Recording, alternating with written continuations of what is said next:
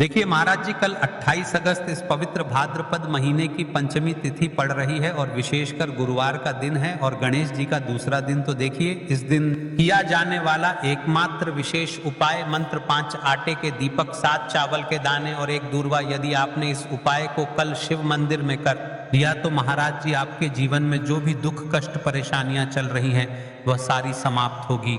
ऐसे मौके बार बार नहीं मिलते। आज का यह प्रवचन, आज का यह उपदेश साधारण नहीं है, क्योंकि हम सब एक ऐसे दिव्य अवसर पर खड़े हैं। गणेश जी की कृपा और महादेव शिव का आशीर्वाद दोनों एक साथ बरसने वाले हैं। 28 अगस्त गुरुवार और यह तिथि पड़ रही है भाद्रपद मास की पंचमी तिथि और इसी दिन चल रहा है गणेश चतुर्थी उत्सव का दूसरा दिन। सोचिए जरा, एक तरफ पंचमी का पुण्य, दूसरी तरफ गणेश जी का दूसरा दिन और तीसरी तरफ गुरुवार का शुभ योग। यह कोई मामूली संयोग नहीं है महाराज, ये तो दिव्य त्रिवेणी है जो बार बार नहीं आती। देखिए महाराज जी, कल का दिन इतना विशेष क्यों है? कई सारे लोग प्रश्न करते हैं। हर एक दिन विशेष रहता है। हम आपको ये भी बताएंगे कि कल का दिन इतना विशेष क्यों है और आखिर हमें इस उपाय को क्यों करना चाहिए। पंचमी तिथि का अर्थ है 5 तत्वों का संतुलन। पृथ्वी, जल, अग्नि, वायु, आकाश। गुरुवार का अर्थ है गुरु बृहस्पति का दिन, ज्ञान, धर्म और सत्य का प्रतीक और गणेश जी का दूसरा दिन यानी गणेश जी की कृपा का स्थायी होना।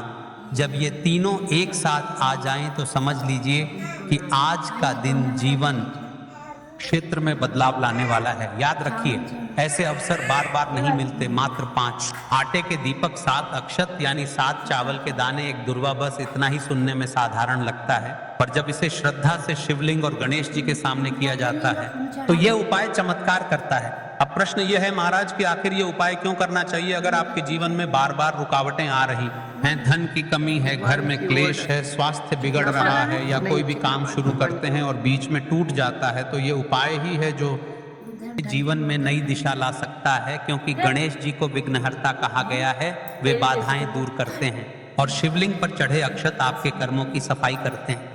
5 दीपक आपके जीवन के अंधकार को मिटाते हैं। यह उपाय श्रावण से भी क्यों बड़ा है?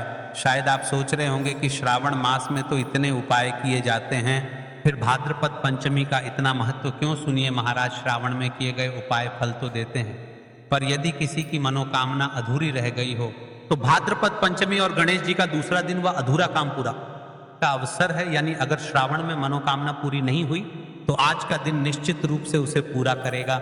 यदि आपके घर का कोई भी एक व्यक्ति या कोई एक महिला इस उपाय को कल इस पावन पर्व पर करती है तो आखिर क्या चमत्कार होता है? सुनिए, दुख कष्ट का अंत, घर की अशांति समाप्त होगी, धन संपदा में वृद्धि, व्यापार, नौकरी या रुका हुआ पैसा खुल जाएगा, मनोकामना सिद्धि, जो कार्य अधूरा रह गया था वह पूर्ण होगा, रिद्धि सिद्धि और लक्ष्मी का स्थायी वास, घर में सुख शांति और धन की बरसात होगी, हर कार्य में शिक्षा, परीक्षा, व्यापार, विवाह, हर काम में सफलता के द्वार खुलेंगे।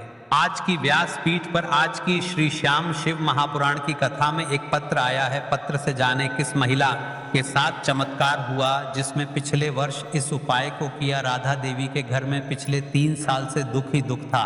पति की नौकरी छूट चुकी थी, बेटे की पढ़ाई रुक गई थी और घर का खर्च चलाना भी मुश्किल हो गया था। उसने श्रावण में कई उपाय किए पर मनोकामना पूरी नहीं हुई।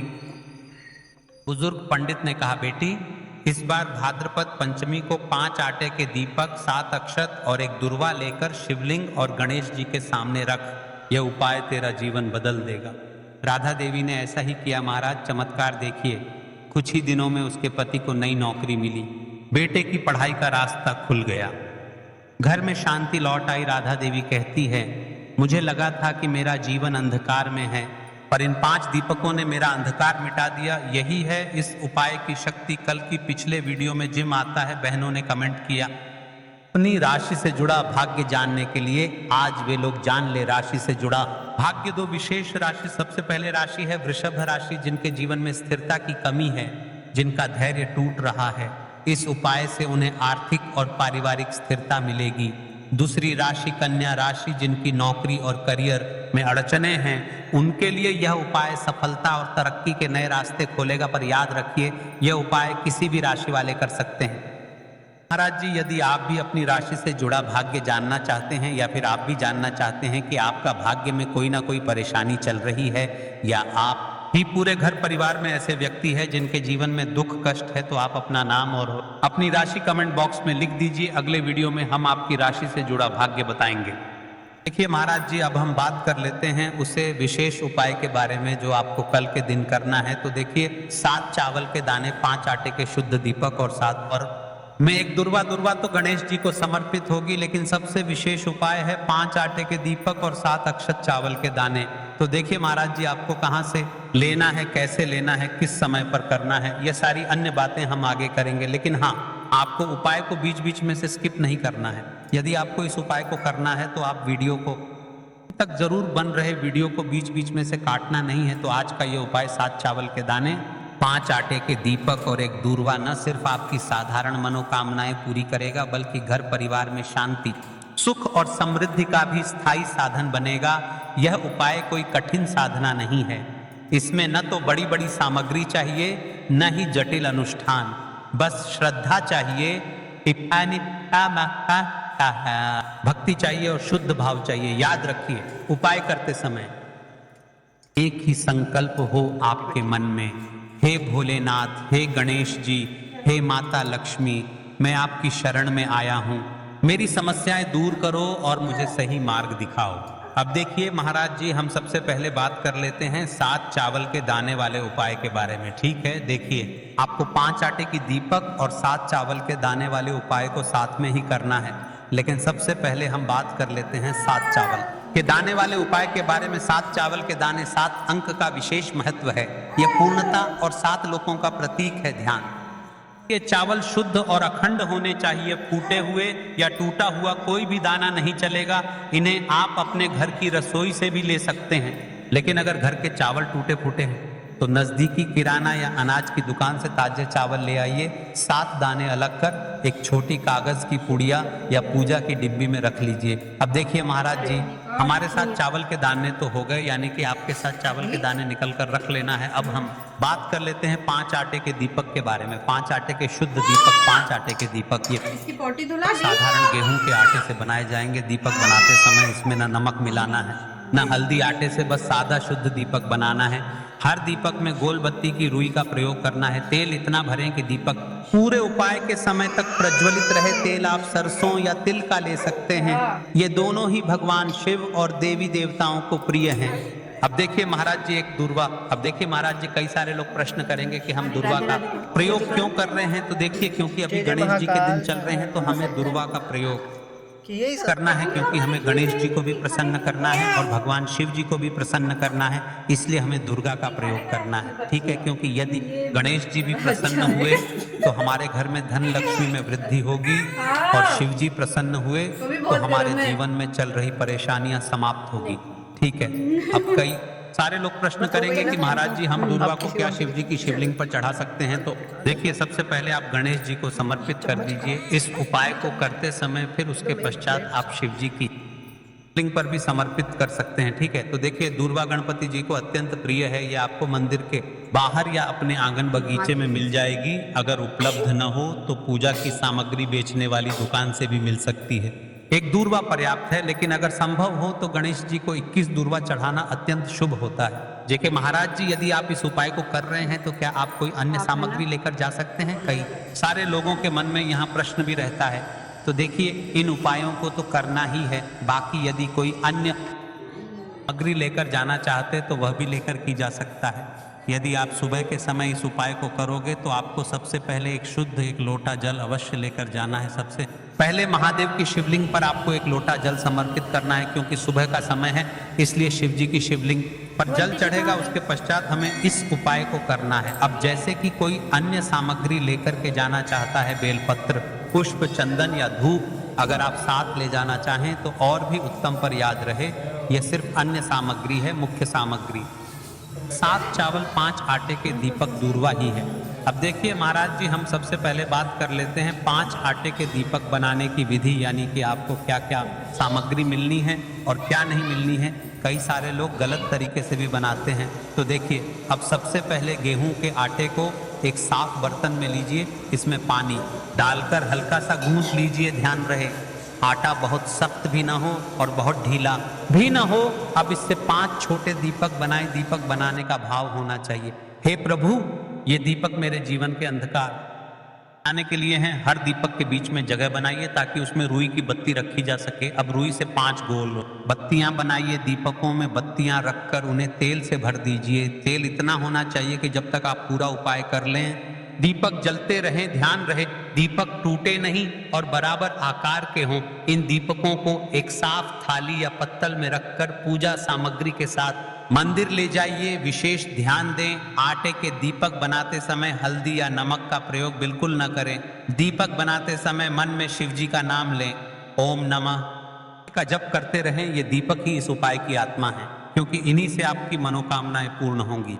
अब देखिए महाराज जी, हम बात कर लेते हैं एक निश्चित समय के बारे में, यानी कि आपको सुबह के समय उपाय करना है या प्रदोष काल के समय करना है, क्योंकि मेरी अन्य मात्राएं बढ़ाने रहती हैं जो सुबह के समय उपाय करना चाहती है लेकिन उनके पास समय नहीं रहता है, तो मैं प्रदोष काल के समय भी कर सकती है। तो देखिए उपाय का सही समय भक्तों, कोई भी उपाय तभी सिद्ध होता है जब वह सही समय पर किया जाए। इसलिए को बहुत विस्तार से बताऊंगा कि यह उपाय कब और कैसे करना है। सुबह का समय, सबसे पहले हम इस समय के बारे में बात कर लेते हैं। प्रातः काल का समय शिव पूजन और उपाय के लिए सर्वश्रेष्ठ माना गया है। आप सुबह 7 बजे से 12 बजे के बीच इस उपाय को कर सकते हैं। अगर आपके पास जल्दी का समय है तो 7 से 8 बजे के बीच करना सर्वोत्तम है। सुबह सबसे पहले शिवलिंग पर जल चढ़ाया जाता है, इसलिए इस उपाय की शुरुआत भी जल से ही होगी। अब महाराज जी, हम बात कर लेते हैं विशेष प्रदोष काल के बारे में। प्रदोष काल का समय कई माताएं बहनें या घर के लोग सुबह के समय व्यस्त रहते हैं। ऐसे लोग इस उपाय को शाम के समय प्रदोष काल में कर सकते हैं। प्रदोष काल का समय साधारण सूर्यास्त से लगभग 2 घंटे पहले से 1 घंटे बाद तक माना जाता है। इस उपाय के लिए शाम 5 से 7 बजे तक का समय बहुत शुभ है। बरसात के मौसम में 7:30 या 8 बजे तक भी किया जा सकता है, लेकिन ये ध्यान रहे कि कई मंदिर 8 बजे बंद हो जाते हैं। अब यहीं पर कई सारे लोग हमसे ही प्रश्न कर लेते हैं कि महाराज जी आप ही बता दीजिए कि सबसे कम समय कौन सा है। तो देखिए कौन सा समय चुने। अगर आप दोनों उपाय 7 चावल और 5 दीपक साथ करना चाहते हैं तो सुबह का समय चुने। अगर आप केवल दीपक वाला उपाय करना चाहते हैं तो प्रदोष काल का समय भी उत्तम है, लेकिन यदि मनोकामना की पूर्ति और संपूर्ण फल की इच्छा रखते हैं तो सुबह का समय सबसे श्रेष्ठ रहेगा। अब चलिए, जैसे ही हमारी पूजा की सामग्री तैयार हो जाती है, अब हम उपाय करने के लिए तैयार है। अब हमें शिव मंदिर में जाकर के इस उपाय को करना है। तो देखिए सबसे पहले मंदिर की चौखट पर टेकें और विनम्र भाव से प्रवेश करें। मन में संकल्प लें, हे शिव शंकर, मैं अपनी श्रद्धा और भक्ति के साथ यह उपाय करने आई हूँ। मेरी मनोकामनाएं पूर्ण करें और मुझे आपके चरणों में स्थायी भक्ति प्रदान करें। शिवलिंग के पास पहुंचकर क्या करें, तुरंत उपाय शुरू न करें। पहले कुछ क्षण शिवलिंग को देखें, हाथ जोड़कर प्रणाम करें और अपने मन को स्थिर करें। जल अर्पित करने की तैयारी करें। जल अर्पण, सबसे पहले शिवलिंग पर एक लोटा शुद्ध जल अर्पित करें। जल में अगर आप चाहें तो चंदन, पुष्प, अक्षत या गंगा जल सकते हैं। यह जल अर्पण अनिवार्य है क्योंकि शिव जी को प्रातः काल सबसे प्रिय यही है। यदि आपके पास बेलपत्र, पुष्प, धूप आदि हैं तो जल अर्पण के बाद चढ़ाएं, लेकिन याद रहे मुख्य उपाय सिर्फ 7 चावल के दाने और 5 दीपक का है। अब महाराज जी, हम सबसे पहले बात कर लेते हैं 7 चावल के दाने वाले उपाय के बारे में। ठीक है, सबसे पहले आपको इस उपाय को करना है, फिर उसके पश्चात हम बात करेंगे 5 आटे की दीपक के बारे में। 7 चावल के दाने, चावल कहाँ से रखें अपने साथ? जो 7 चावल के दाने लाए हैं उन्हें एक छोटी कागज की पुड़िया या कटोरी में सुरक्षित रखें। यह दाने आपके उपाय का मूल आधार है, इसीलिए ध्यान रहे कि यह गिरे नहीं या टूटे नहीं। चावल चढ़ाने का क्रम, सबसे पहले शिवलिंग के पास स्थित गणेश जी की मूर्ति या गणपति स्थान पर एक चावल का दाना चढ़ाएं। इसके बाद शेष 6 दाने एक एक करके शिवलिंग पर चढ़ाएं। हर बार चढ़ाते समय मन ही मन ओम नमः शिवाय का जप करें। जब 7वां दाना चढ़ाएं तब संकल्प लें, भोलेनाथ यह 7 दाने 7 लोकों, 7 जन्मों और 7 दुखों को दूर करने के लिए अर्पित कर रही हूँ। बाधाएं दूर हों। चावल चढ़ाते समय ध्यान रखने योग्य बातें, आपके मन का भाव शुद्ध होना चाहिए। उपाय के समय मन ही मन सिर्फ शिव जी का नाम लेना है। आसपास क्या हो रहा है, किससे क्या मिल रहा है, इस पर ध्यान न दें। विशेष सावधानी, कई बार लोग मंदिर जाकर दूसरों से बेलपत्र या फूल मांगते हैं। ऐसा न करें, आपको जो सामग्री चाहिए वह आप अपने साथ लेकर ही जाएं। ऐसा करने से आपकी भक्ति और भी सशक्त होती है और शिव जी को प्रसन्न विलंब नहीं होता। देखिए महाराज जी, अब हमारा 7 चावल के दाने वाला उपाय पूर्ण रूप से यहाँ पर हो जाता है। अब हम बात कर लेते हैं 5 दीपक वाले उपाय के बारे में। दीपक उपाय करने का सही स्थान, यह उपाय सदैव शिव मंदिर में करना सर्वोत्तम माना गया है। यदि आपके आसपास मंदिर न हो तो आप घर में भी इसे कर सकते हैं, लेकिन उस स्थान को पहले गंगा जल से शुद्ध कर लें और वहां भगवान शिव का चित्र या शिवलिंग रखें। मंदिर में करने से सीधा दैविक आशीर्वाद मिलता है, क्योंकि वहां पंचतत्व से अभिषिक्त शिवलिंग और मंत्रोच्चार का प्रभाव भी मिल जाता है। दीपक जलाने का दिशा नियम, दीपक सदैव पूर्व या उत्तर दिशा की ओर मुख करके जलाना चाहिए। शिवलिंग के दाईं ओर दाईं रखना विशेष फलदायी माना गया है। यदि घर में कर रहे हैं तो दीपक को शिवलिंग चित्र के बिल्कुल सामने रखें। दीपक में प्रयोग होने वाले तत्वों का महत्व, सरसों का तेल नकारात्मक ऊर्जा को नष्ट करता है और परिवार से दरिद्रता हटाता है। तिल का तेल पितृदोष और कालसर्प दोष के शमन में सहायक ही सर्वश्रेष्ठ, क्योंकि इसे देवताओं का प्रिय आहुति कहा गया है। यह लक्ष्मी कृपा को आकर्षित करता है। लौंग बत्ती, यदि आप दीपक में लौंग डालकर जलाते हैं तो यह ग्रह बाधाओं और शत्रु बाधाओं को शांत करता है। कपूर, दीपक के साथ कपूर की आहुति देने से तुरंत नकारात्मक ऊर्जा जलकर राख हो जाती है। अब देखिए महाराज जी, दीपक प्रज्वलित करते समय आपको क्या करना चाहिए? इसे कम से कम 11 बार जपें। यदि समय और शक्ति है तो ये 108 बार जपें। मंत्र जपते समय मन में अपनी समस्या, इच्छा या संकल्प स्पष्ट रखें। उपाय, बड़ी बात देखिए महाराज जी, आपको उपाय करते समय किन किन चीजों का ध्यान रखना है, क्या क्या सावधानियां रखनी है। उपाय करते समय किन किन बातों का ध्यान रखना चाहिए? दीपक जलाते समय मन एकाग्र रखें। मन में क्रोध, ईर्ष्या या चिंता न लाए। दीपक जलते समय कभी भी उसे फूंक मारकर न बुझाएं। यदि बुझाना हो तो लकड़ी चम्मच से धीरे से बुझाएं। दीपक जलाते समय जूते चप्पल उतारकर ही स्थान पर जाएं। यदि घर में उपाय कर रहे हैं तो दीपक ऐसी जगह जलाएं जहां बच्चे या जानवर उसे गिरा न दें। बुझने तक उसके सामने कोई अपशब्द या नकारात्मक बात न करें। दीपक का उपाय संध्या काल, प्रदोष काल में करना सर्वश्रेष्ठ है।